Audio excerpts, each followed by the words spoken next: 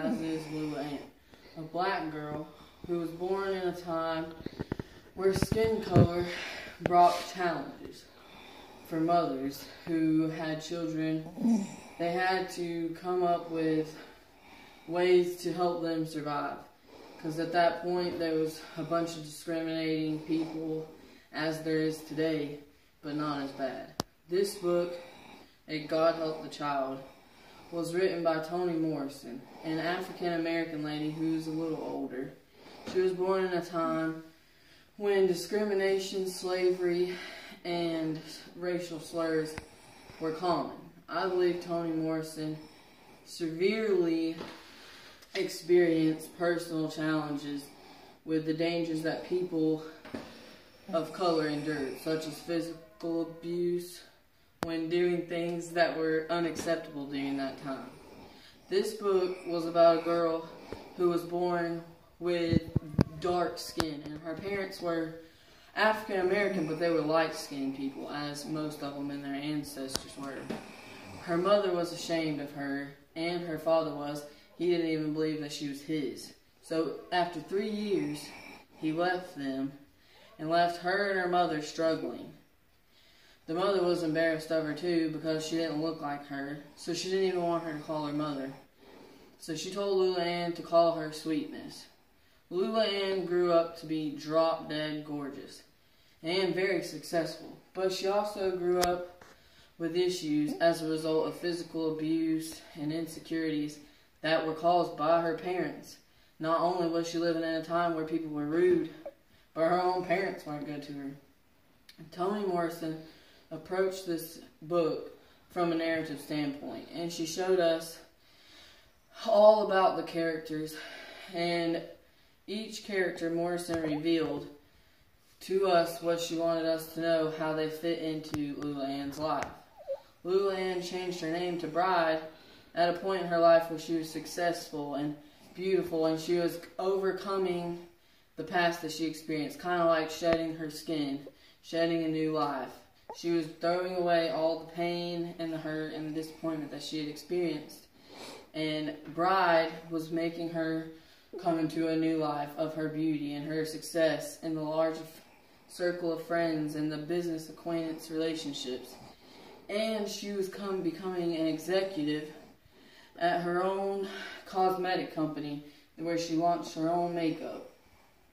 Bride said herself in Morrison's book, "Wiggling my toes under the silk cushion, I couldn't help smiling at the lipstick stain smile on my wine glass, thinking about the Lula Ann. Did you ever think you would be this hot or this successful?" But this is not the only time that she experienced change. Morrison takes her through a part of change in the whole story. She changed her physical appearance, her heart, her soul, and her mind. Morrison brings out other things about Bride through other characters. Bride's man, Booker, teaches her how she's so self-centered, because when he leaves her, she didn't know nothing about him. She didn't care enough to ask.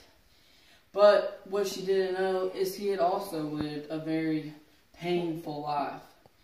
He went through childhood abuse, child molestation, and loss of loved ones. In Kara Walker's article, she says, "And we come to understand how violence had shaped Booker's own life, how his family had been shattered by tragedy. It just shows that his life wasn't any better or any worse than Lula Ann's, but she didn't care enough to ask. She never cared that other people could be experiencing what she's experiencing." Bride's best friend, Brooklyn, is also like her. It's like looking into the mirror for her, because they're both self-centered. And Brooklyn is more ambitious and eager for success, and Bride she's about success, but she's very self-centered. Both of them have flaws in being honest and dignity. Morrison introduces the reader to a young girl named Rain and her hippie-ish parents. Again, looking at Rain's life Morrison shows us that Bride could understand Rain because she had experienced child molestation and how she was abused by her parents. So basically, it was just like Bride's life had already been. Morrison again allows Bride to see herself in a mirror, and that mirror is Rain.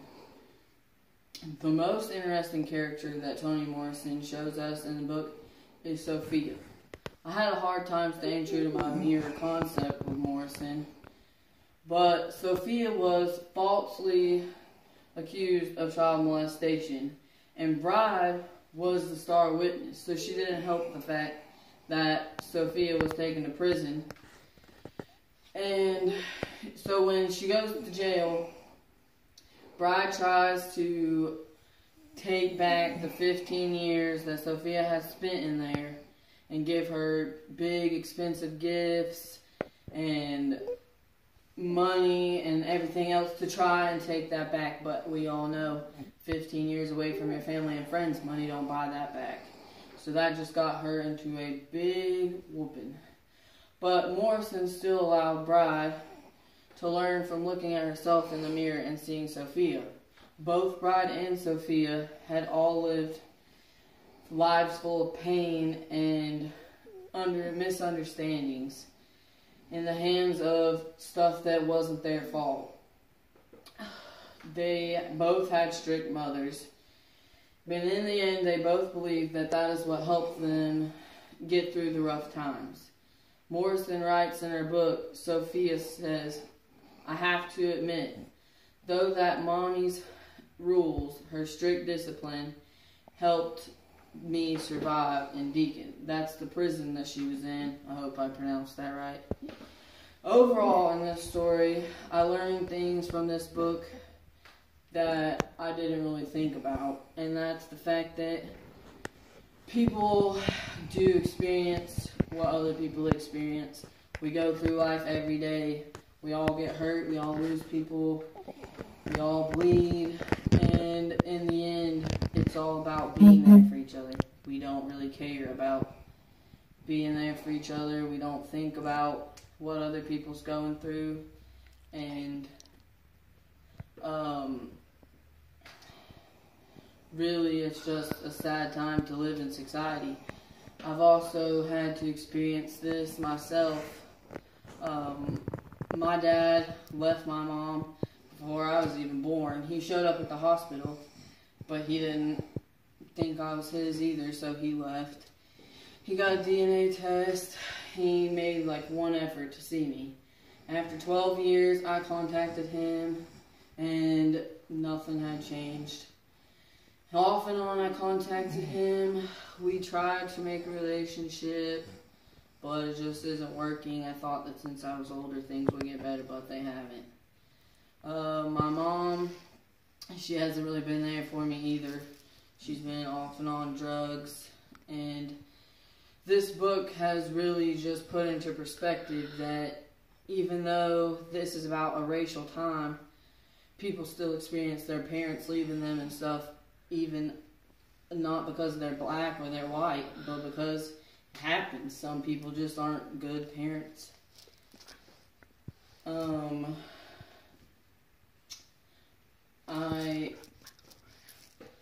I really think that it broke my heart to think about her experiencing this, and I've had to experience it, so it just helped me see myself. So really, Bride was like a mirror to me. And honestly, I enjoyed the assignment and getting to learn about Bride and the challenges, and Morrison really put into perspective what life's like back then, but it's also bad today. I mean, we see on the news all the time about people getting shot because they're black or they had their music up too loud. But really, it's not just about racism. It's not about the color of your skin, because there's people that make racist jokes about white people, about Hispanics. I mean, it's all about being there for each other and just trusting in God to get you through what comes out the next day. And I believe that in the end, that's all that matters, is whether you've accepted God into your life. And this has been a great book, and I would strongly recommend it.